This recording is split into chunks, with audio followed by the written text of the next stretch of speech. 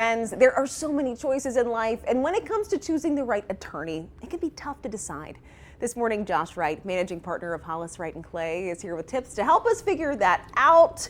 Josh, thanks so much for coming in. Well, thank you for having us on the show. We're happy to be here, and it is a crowded space, right? I mean, you and I see it on television all the time, and it's really difficult sometimes as you're sitting on your couch and maybe something has happened in your life that you need a lawyer to try and figure out, like, what do I do? And the space is crowded. It's also very confusing because it's hard to assess, honestly, when you're trying to pick a lawyer, really, what do I look for? Do I need a national multi-state firm? Do I need a local group of folks that know the judges and the courts and the state that are litigators? And trying to navigate through that is really what today's segment is all about. Certainly. And so how do we do that? Say something's happened in our lives and we're thinking, you know, I do need a lawyer to advocate on my behalf.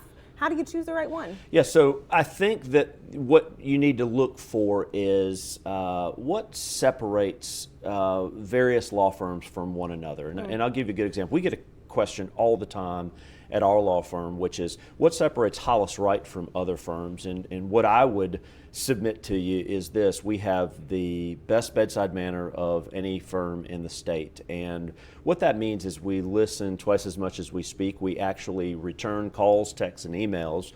And we really can't run because we've got a television show every Sunday night, and we've been on for the last 14 years on that. And so we're always available. And so you want to find a firm that has a good bedside manner.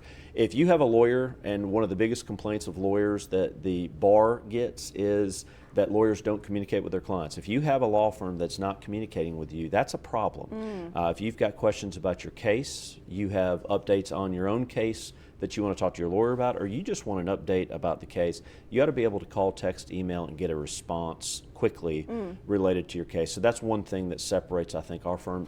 Second, you want to find a firm that has a track record of proven success. Now, it doesn't necessarily have to be a track record of proven success 100% of the time. There are circumstances that can happen, Catherine, in cases that can change the dynamic of the case and ultimately the result.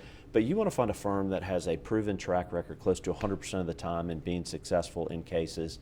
And, you know, I think that's one of the things that our firm also allows us to separate from other firms. And the last thing that I would submit to you is related to kind of selecting a firm. You want to make sure you ask the right questions of the person that you're interviewing. And you have the ability, by the way, to interview a law firm, and you want to ask the right questions. And those questions include things like, you know, do you personally handle cases and try cases daily and weekly? Do you have a proven track record of close to 100% on the cases you ultimately select to litigate?